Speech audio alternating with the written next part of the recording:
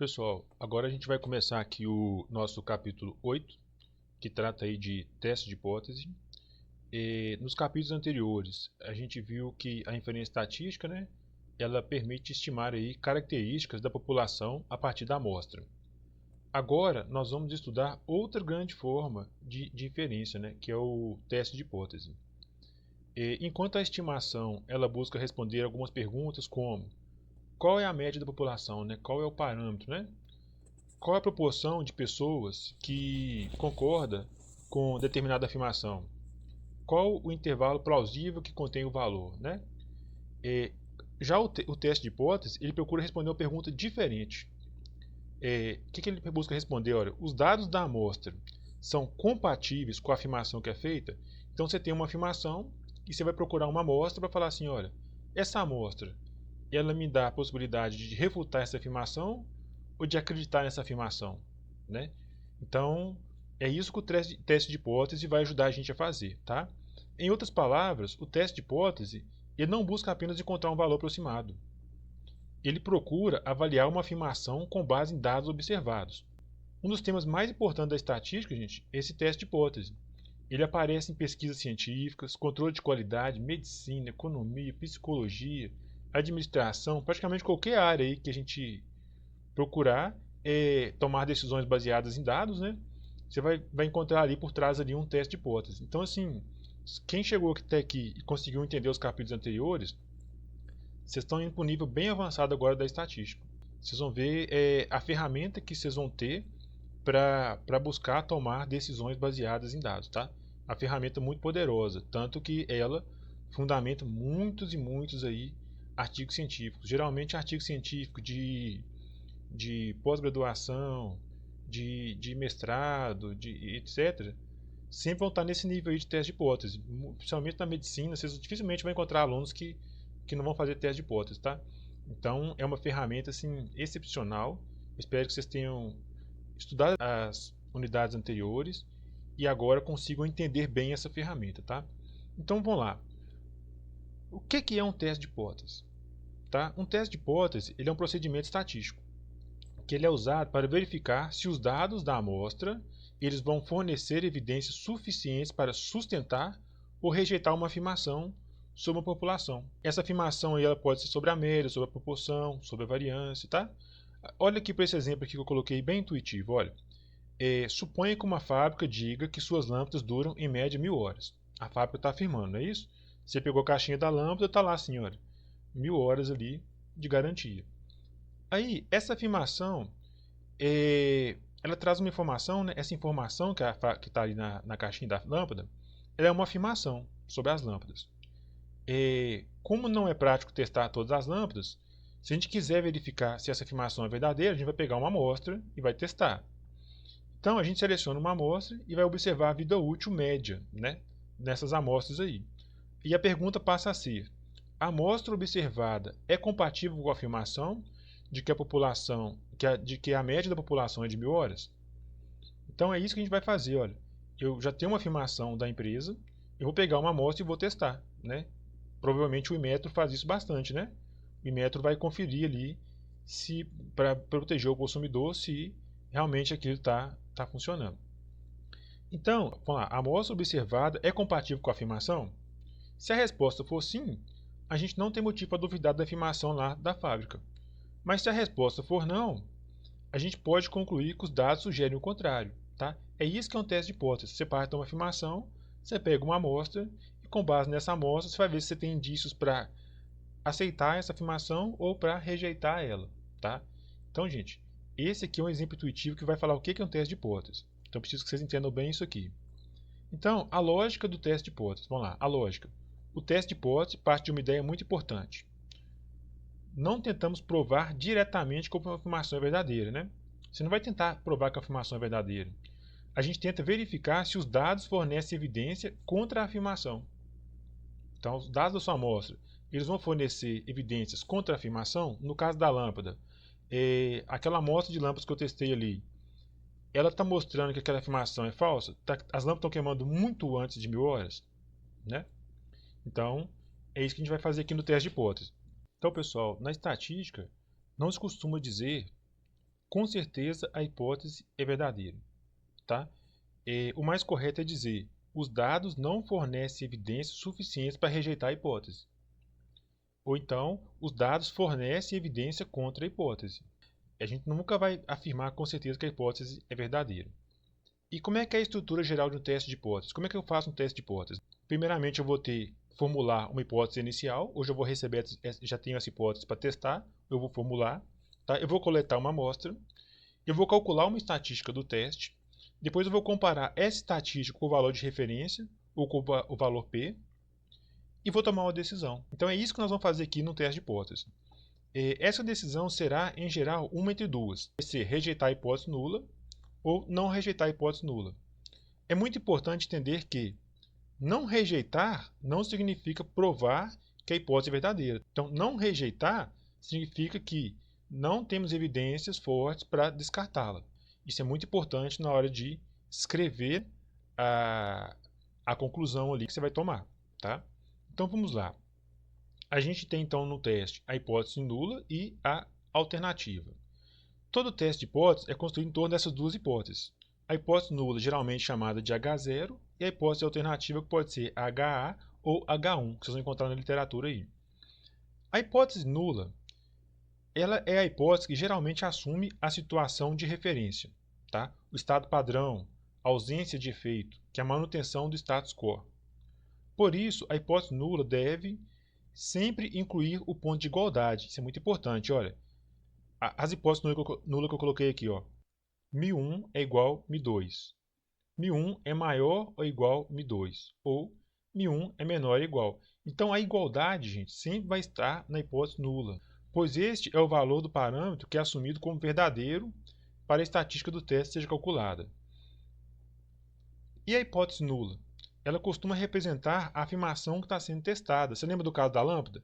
Eu não estou testando se a afirmação da empresa é verdadeira ou não. Então, por isso que a igualdade vai estar aqui. Tá? E a hipótese alternativa? Olha, a hipótese alternativa ela é representada por H1 ou H0. Ela representa a posição oposta à hipótese nula. Então, se a hipótese nula está assumindo uma afirmação, a hipótese alternativa vai ser o efeito, a diferença ou a mudança que o pesquisador quer buscar. Ele quer evidenciar se aquela mudança ocorreu. Então, essa é a conclusão que se aceita quando a evidência estatística suficiente para rejeitar H0. Tá? Olha aqui nos exemplos que eu coloquei. Olha. Hipótese nula. H0 é igual a 1000. Qual seria a hipótese alternativa para ela? Olha, H1 é diferente de 1000. No segundo exemplo, olha, hipótese nula H0. A proporção é 0,50. A hipótese alternativa H1, proporção é maior que 50. E assim vai, olha, hipótese nula. μ1 é igual a μ2. Estou falando que as médias são iguais, né? Não houve mudança na média no caso aqui. Hipótese alternativa H1 vai falar que μ1 é diferente de μ2. Tá? Então, a hipótese alternativa vai representar a mudança. Via de regra, vai representar a mudança. A hipótese alternativa é o que desejamos evidenciar, caso os dados mostrem que a hipótese nula não é plausível. Então, a gente deseja evidenciar a oposição. Então, vamos pegar um exemplo aqui só para a gente começar a montar essas hipóteses. Olha, imagine que um hospital afirma que o tempo médio de espera no atendimento é de 30 minutos. Então, o hospital me afirmou, olha, eu tenho uma afirmação. Se ele afirmou isso é minha hipótese nula, não é isso? Que a média, né, de espera ali é de 30 minutos. O que eu quero mostrar na hipótese alternativa? Que a média é diferente, não é isso?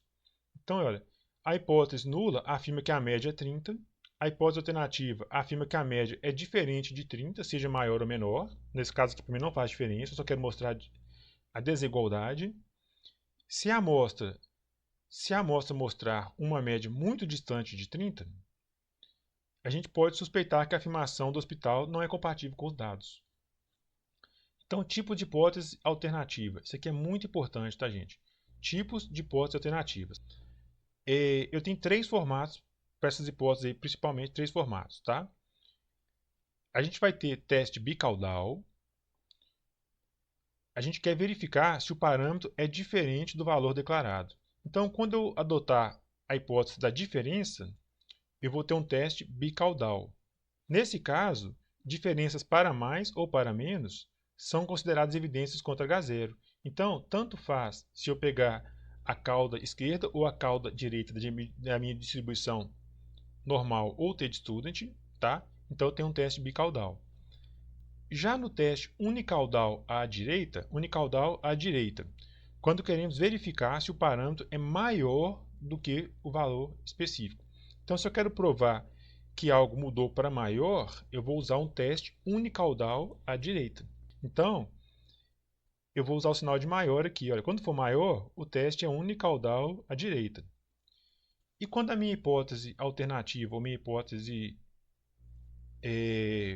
H1, né, ela for menor, eu quero provar aqui, olha, eu vou ter um teste unicaudal à esquerda. Porque queremos verificar se o parâmetro é menor do que o valor específico.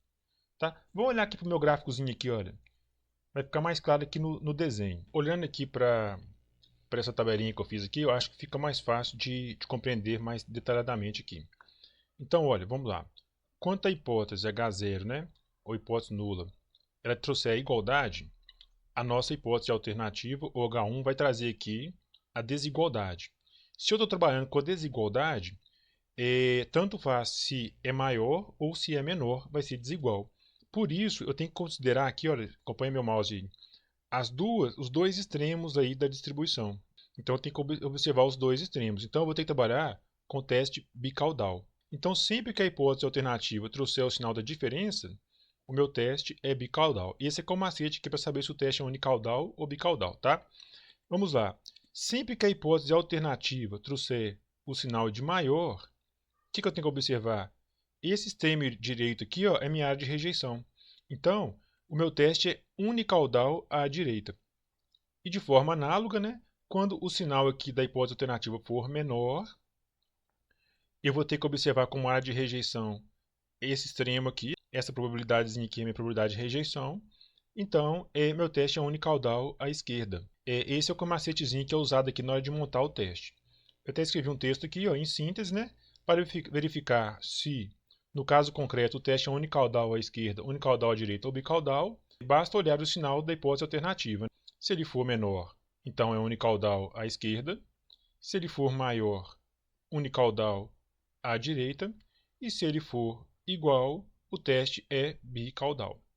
Isso aqui gera um pouquinho de dúvida, mas quando a gente passa a olhar esse macetezinho aí, fica bem simples. Então, como que eu vou escolher a hipótese alternativa? Essa escolha vai depender da pergunta prática do teste de hipótese. O novo método ele é diferente do antigo? Se eu quero saber só a diferença, eu vou estar com a diferença na hipótese alternativa, logo o teste é bicaudal. Eu quero saber se o novo método aumentou a média. Ele trouxe algo que incrementou a média? Eu vou usar o quê? O teste unicaudal à direita.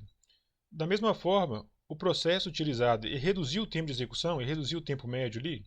Eu vou usar o quê? Teste unicaudal à esquerda. Então é assim que eu vou escolher a hipótese alternativa. Ou seja, o formato da hipótese alternativa ele deve refletir a pergunta do problema. Então, essa hipótese alternativa e hipótese nula, elas são formadas a partir do problema. E a estatística do teste? Depois de formular a hipótese, a gente precisa calcular uma medida que diga o quão distante os dados observados estão da hipótese nula. Tá? Essa medida é chamada de estatística do teste. A estatística do teste é um valor calculado a partir da amostra que resume a evidência contra a hipótese nula. Ela indica se o resultado observado está próximo de H0 ou se está muito distante. Então, a estatística do teste vai falar assim, olha, o meu valor observado está muito perto de H0. Então, nesse caso, eu não vou ter por que rejeitar H0. Mas se o valor observado estiver muito longe de H0, muito nos extremos da distribuição, eu tenho indícios para rejeitar H0. Então, quanto mais extrema for a estatística do teste, maior será a evidência. Tá? Por isso que a gente fala assim, p-valor maior que 0,5. É o que a gente vai ver lá na frente, que ele está falando do extremo. Tá? Exemplo com a média. Suponha que a hipótese nula seja H0, vai falar que a média é igual a 100. Se a amostra tiver uma média de 108, a gente vai precisar avaliar essa diferença. Essas 8 unidades, elas são pequenas ou grandes? Então, não basta observar o valor bruto, né? Eu preciso também considerar o tamanho da amostra, a variabilidade dos dados, o tipo de distribuição usada, para mim poder entender se houve diferença ou não significativa em relação à média. Para isso, a gente vai utilizar uma estatística padronizada. E aqui que começa a aparecer o teste Z e o teste T.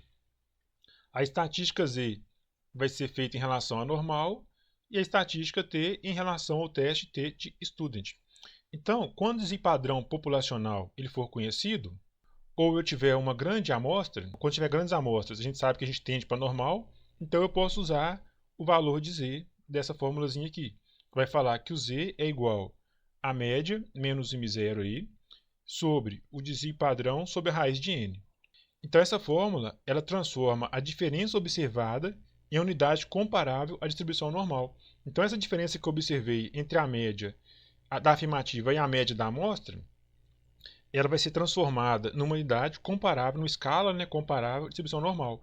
Eu vou saber se está muito extremo ou não, de acordo com a distribuição normal. Da mesma forma, se a estatística do teste, eu tenho a estatística T. Quando que eu vou usar a estatística T? Quando o desvio padrão populacional é desconhecido. Então eu vou ter que estimar a partir da amostra. Então, nesse caso, usamos o desvio padrão amostral e a distribuição T de student, porque ela traz mais imprecisão, vocês lembram? Então, nesse caso aí, eu vou usar essa formulazinha aqui, olha. T é igual média menos o M0, dividido pelo desvio padrão da amostra sobre raiz do tamanho da amostra. Então, essa é uma das estatísticas mais utilizadas na prática. Você lembra que eu falei que o desvio padrão populacional ser conhecido é algo mais raro? Eu estou trabalhando com a amostra e, via de regra, eu não vou conhecer. Então, essa fórmula transforma a diferença observada em uma unidade comparável à distribuição T. Então, eu vou poder trabalhar com a distribuição T. Então, a ideia central da estatística do teste, o raciocínio é, se H0 for verdadeira, a estatística do teste deve cair em uma região esperada, né? Naquela região de probabilidade ali do teste.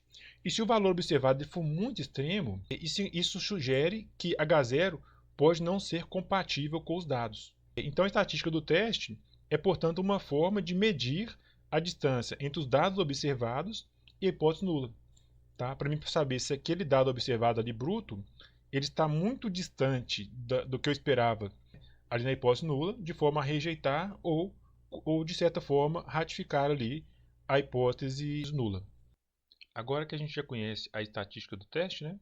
Seja a estatística Z ou então a estatística T, de acordo com a distribuição que a gente for usar, a gente vai falar agora da região crítica. O que seria essa região crítica? A região crítica, conforme a figura aqui mostra, olha, ela é a parte da distribuição da estatística do teste, na qual os valores são considerados muito improváveis, se a hipótese nula for verdadeira. Então, se a hipótese nula for verdadeira, e minha estatística do teste cair nessa região aqui azul, olha, que é a minha região crítica, eu vou rejeitar a hipótese nula. Então, aqui, ó, se a estatística do teste calculada cair nessa região, que é a região crítica, a gente vai rejeitar H0. Porque o nosso teste ele pressupõe que H0 é verdadeira quando eu estou nessa região aqui. Olha, os resultados que são muito extremos, se eu tiver um resultado muito longe ali daqueles que são previstos, o meu teste vai cair na região crítica. Então, eu que defino essa região crítica. No meu caso aqui, olha, dessa figura aqui, olha, a gente trabalhou com um nível de significância 5%. Então, a gente vai ter que cortar 2,5% nessa cauda e 2,5% nessa cauda. Então, 95% dos valores do meu nível de confiança, se cair aqui, eu vou aceitar. E se cair na região crítica, eu vou rejeitar a hipótese nula. Intuição. Imagine uma distribuição teórica. Então, como é que é a ideia do teste? Que está a ideia por trás do teste? Olha, a gente parte de uma distribuição teórica construída assumindo que H0 é verdadeiro. Então, eu construí uma distribuição para assumir que o H0 é verdadeiro. Então, 95% dos valores vão estar aqui. Olha. A maior parte dos valores possíveis da estatística cairá na região central, porque eu construí isso assim. Já os valores muito afastados, eles serão raros. Esses valores raros formam a região crítica. Então, valores muito distantes ali do meu H0, que sejam significativamente distantes, vão cair numa região muito crítica. que é um nível de confiança que eu já não quero aceitar mais como verdadeiro. Então, se o resultado observado estiver nessa região, a hipótese nula passa a ser considerada pouco plausível. Tá vendo? Pouco plausível não significa que ela é falsa, mas como eu defini 5% ali para aquelas caudas, se cair fora disso aqui, eu estou considerando que ela é pouco plausível. Vamos pegar aqui um exemplo aqui, olha. Suponha um teste bicaudal. Então, se o teste é bicaudal, eu tenho que região de rejeição nas duas caudas. Com nível de significância, 5%. Então, 0,05. Nesse caso, temos 2,5%, que é 0,025 em cada cauda, na área da cauda esquerda, e 2,5 na cauda direita. As regiões de rejeição ficam nas extremidades da distribuição, que a gente falou aqui, olha, são essas duas pontas aqui. Se a estatística do teste calculada cair nessas extremidades, rejeitamos H0. Então, a gente vai rejeitar aqui o H0. Valor crítico. Então, o que seria o valor crítico, né? Lembra que em algumas aulas para trás o pessoal queria saber o que seria esse valor crítico. O valor crítico, gente, é esse valor aqui, ó, de Z ou de T, que divide a região de aceitação e a região crítica. Tá? Então, no caso aqui, olha, 1,96 e o menos 1,96, se eu tiver valores menores que menos 1,96 ou então maiores que 1,96 do meu teste, eu estou caindo na região crítica. Então, esse aqui é o valor crítico. Olha, o valor crítico é justamente esse valor que divide. Olha, a definição. Valor crítico, o ponto que separa a região de aceitação prática da região crítica. Esse é o nosso valor crítico. Por exemplo, em um teste bicaudal, né? Em um teste Z bicaudal com alfa igual a 0,05, os valores críticos são aproximadamente menos 1,96 e 1,96. Tá? Então, se a estatística calculada for menor que 1,96 ou maior que 1,96, a gente vai rejeitar H0. Por que eu vou rejeitar? Porque aqui, olha, na minha distribuição teórica que foi criada, né, eu criei uma região de aceitação de 95%. Então, se eu estou acima desse nível, desse 1,6 ou 1,96, ou então abaixo do 1,96, eu tenho que rejeitar H0. Eu tenho indícios suficientes para rejeitar H0. Com base nisso, é feita a regra de decisão, tá? Que a gente chama de regra de decisão pela região crítica. A regra é muito simples, que a gente já falou. Ó. Se a estatística do teste cair na região crítica, rejeitamos a hipótese nula. Se ela não cair, a gente não rejeita a hipótese nula. Voltando aqui na nossa figura, olha, é aquilo que eu falei. Se a estatística do teste cair aqui nessa região, nesse caso dessa figura aqui, olha, for maior que 1,96 ou menor que 1,96, que menos 1,96, eu rejeito. Caso contrário, se ela cair nessa região de aceitação, eu aceito. Então, esse método é intuitivo e muito útil para entender a lógica do teste. Agora, a gente vai chegar no famoso valor P, tá? Que tem tudo a ver com isso aqui que a gente falou também. Então, vamos lá. O valor P. O valor P ele é uma das ideias mais importantes de toda a estatística diferencial. E muita gente não sabe fazer teste com P, mas não sabe nem por onde que passa esse tal desse P. O que é esse P? Tá? É o que nós vamos aprender aqui agora. Esse valor ele é frequentemente mal interpretado. Por isso que a gente vai dar uma explicação aqui muito cuidadosa aqui do valor P. Então vamos lá para a definição. Olha, valor P é a probabilidade de obter um resultado igual ou mais extremo do que o observado, assumindo que a hipótese nula seja verdadeira.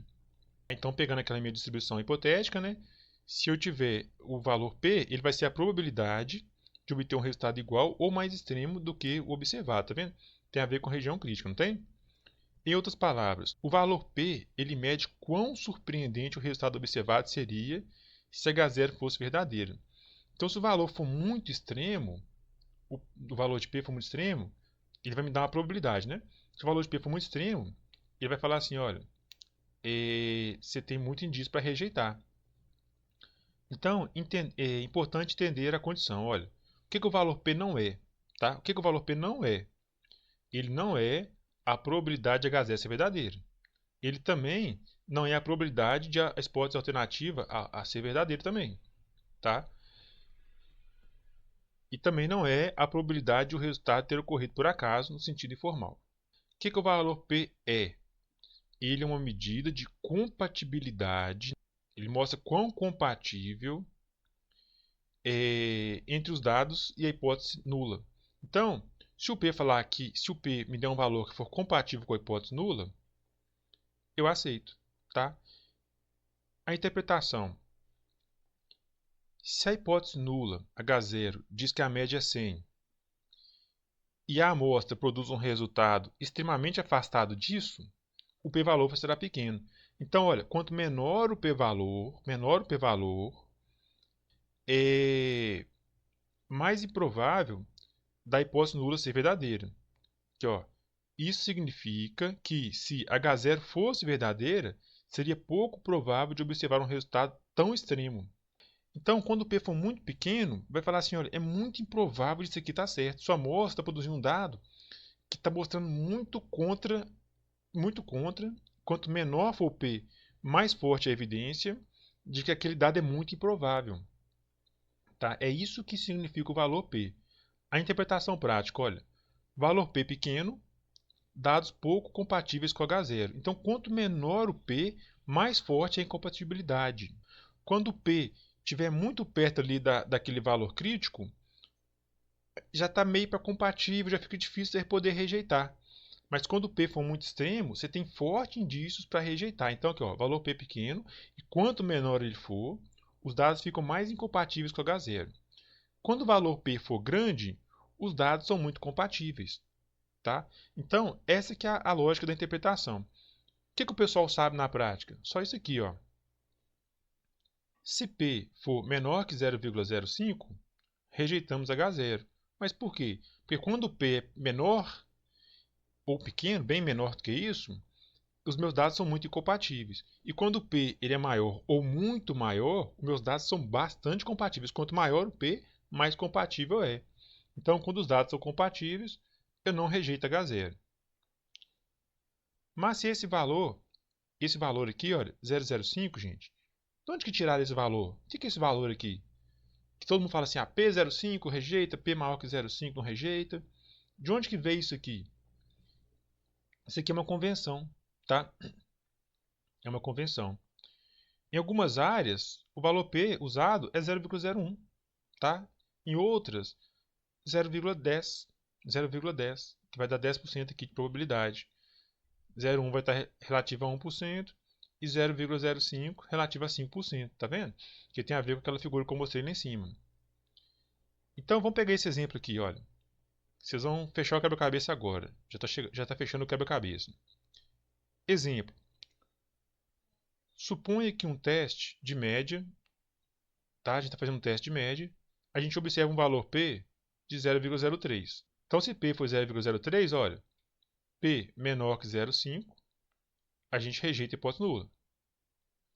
Então, vamos lá. Então, a gente tem um valor P de 0,03. Só que não poderia ser 0,1, 0,10 ou 0,5? Poderia. Então, com base em qual critério que eu vou cortar? Então, gente, eu vou comparar o meu P justamente com o meu alfa. Esse 0,05 aqui, olha, ele vem do meu alfa, que eu escolho para o meu teste. Então, se eu escolher um alfa de 0,01, eu vou rejeitar ou não de acordo com o meu alfa, não é isso? Então, gente, P maior ou menor que 0,5 é em relação ao alfa que eu escolho para o meu teste. Tá? Então, aqui, olha, vamos repetir. Olha. Suponhamos que um teste de média, observamos P, valor, né? 0,03. Se eu adotar um alfa de 0,05, então 0,03 é menor que 0,5, logo rejeitamos a hipótese nula. Tá? Por que eu rejeitei? Porque o meu alfa é 0,05, tá? O meu alfa que vai definir isso aqui, olha, se eu vou rejeitar ou não, tá? Isso significa que os dados observados seriam relativamente comuns se H0 fosse verdadeira. Então, é isso que esse exemplo quer dizer. Então, de onde que vem esse valor de P? O valor de P ele é o meu alfa, tá? que eu defino para o meu teste. Relação entre P p-valor e força da evidência. Eu já comentei, mas vamos repetir. Olha, p-valor muito pequeno, forte evidência contra H0. P-valor moderado ou muito perto aqui do meu 0,05 ou do meu 0,01, que é o meu alfa. Então, quando o p-valor for muito perto do alfa ali, olha, vamos supor que o p-valor dá 0,045. Ele está muito perto do alfa. E aí? Rejeita não, ele está muito ali na região crítica, né? Está bem no limite da região crítica. A evidência é mais fraca, não é isso? Eu teria que talvez repetir o teste com a amostra maior, para me tentar ajustar isso aí. Então, quando o p-valor for moderado, a evidência é fraca ou inconclusiva. Quando o p-valor for grande, pouca evidência contra H0. Então, quando o p-valor for muito grande, eu já falo assim, olha, é bem provável que H0 seja verdadeiro, então eu aceito H0. O valor P não diz tudo, mas é uma das peças centrais da decisão estatística. Agora vamos só para fechar aqui o raciocínio, vamos falar em relação entre nível de significância e de confiança. Então os conceitos, eles são muito próximos, tá? E são relacionados, tá? O nível de significância é o alfa. E o nível de confiança é o 1 menos alfa, ou seja, o complementar. Se alfa é 0,95, 1 menos alfa vai dar o meu 0,05. Então, eles são muito relacionados. Eu estou só repetindo isso aqui porque a gente vai introduzir um conceitinho novo aqui agora. Nível de significância. O nível de significância ele é representado por alfa, tá? Ele indica a probabilidade máxima de rejeitar a hipótese nula quando ela for verdadeira. Então, é justamente a gente que vai escolher esse alfa aí. Em termos práticos, alfa representa o risco tolerado, olha, alfa representa o risco tolerado de cometer erro tipo 1. Esse aqui é um conceito novo que a gente vai aprofundar mais na próximo capítulo. Mas aqui vamos começar a introduzir ele aqui, ó. Tema que será da próxima unidade, né? O erro tipo 1 ele é a probabilidade de rejeitar a hipótese nula quando ela é verdadeira. Porque, gente, eu que defino esse alfa, quanto que eu aceito ou não errar. Então, vocês viram que o alfa pode ser 0,01, 0,05, 0,10? Então, quem define isso é o pesquisador. O pesquisador vai decidir quanto que eu aceito errar, né? Quanto que eu aceito errar do erro tipo 1. O erro tipo 1, então, é a probabilidade de rejeitar a hipótese nula quando é verdadeira.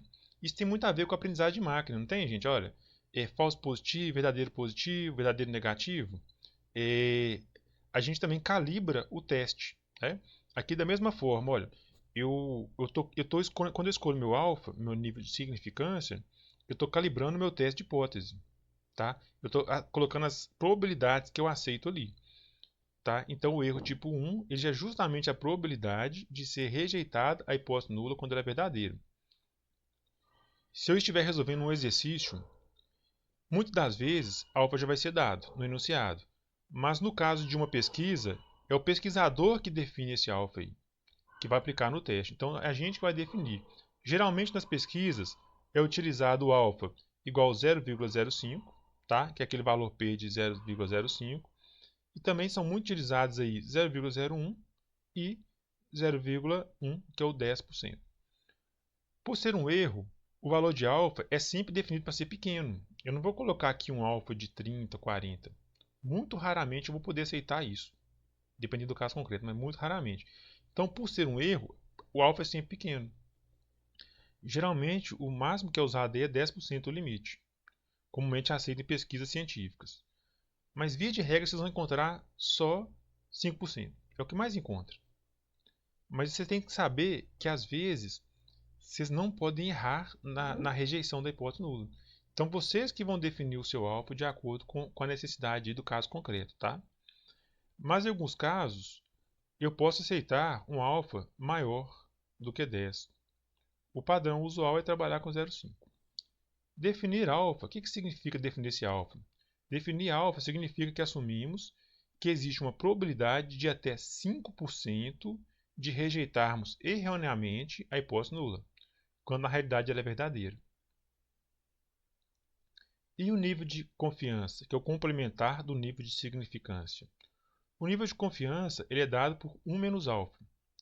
Exemplo, se alfa é 0,05, então o nível de confiança é 95%. Então, quando eu decido errar 5% ali na rejeição, eu tenho um teste com 95% de confiança. Se eu escolho um alfa de 0,01, eu estou colocando 1% de errar, né, na rejeição da hipótese nula. Eu estou com um teste com um nível de confiança de 99%. Mas no próximo capítulo vocês vão ver que ajustar muito o alfa, ele aumenta um outro tipo de erro. Mas nós vamos deixar isso lá para frente. Então, se eu ajustar demais o alfa, eu cometo um outro tipo de erro, tá? Mas deixa para o próximo capítulo. Então, relação entre os dois conceitos. Eles são complementares, né? Se o nível de significância alfa aumenta, o critério para rejeitar H0 fica menos rigoroso, né? Se eu deixo um alfa muito folgado, eu fico menos rigoroso em rejeitar H0. Fica mais fácil rejeitar a hipótese nula. Então, ó, se o nível de significância alfa aumenta, o critério para rejeitar H0 fica menos rigoroso. Fica mais fácil rejeitar a hipótese nula. Se o nível de significância alfa diminui, então você coloca um alfa muito ajustado, o critério para rejeitar H0 fica mais rigoroso. Fica mais difícil rejeitar a hipótese nula. Exemplo de interpretação. Vamos para um exemplo aqui para facilitar aqui esse entendimento. Suponha então que o pesquisador adotou alfa igual a 0,5. Tá vendo? É o pesquisador que vai escolher ali na sua pesquisa e justificar na metodologia, não é isso? Isso significa que ele está disposto a aceitar um risco de 5% de rejeitar H0 quando ele é verdadeiro. Ao mesmo tempo, ele está trabalhando com um nível de confiança de 95%. Tá? Por isso que os conceitos são intimamente ligados. Essa relação aparece também nos intervalos de confiança. Lá no intervalo de confiança que a gente estudou, o intervalo de confiança de 95% está associado a um teste com alfa de 0,05 em problemas equivalentes. Existe uma ligação entre teste de hipótese e intervalo de confiança. Há uma conexão muito importante entre esses dois temas. Porque, de uma forma geral, se o valor hipotético está fora do intervalo de confiança, ele tende a ser rejeitado no teste correspondente. Se está dentro do intervalo de confiança, tende a não ser rejeitado. Tá? Então, olha, vou repetir. Se um valor hipotético está fora do intervalo de confiança, lá na região crítica, né, lá naqueles extremos, ele tende a ser rejeitado no teste correspondente. Se ele está dentro do intervalo de confiança, tende a não ser rejeitado. Essa ligação ajuda a perceber que os dois métodos são duas maneiras diferentes de analisar o mesmo problema, né? Que seria o teste de hipótese e o intervalo de confiança. Eu vou parar por aqui e vou começar uma nova aula, agora fazendo um teste de hipótese do início até o fim com vocês. Agora que vocês já têm todo o conceito necessário e tudo que a bagagem teórica, né, para fazer um teste, a gente vai fazer isso aqui na próxima aula. Eu vou dividir o vídeo para ele não ficar muito grande. Obrigado.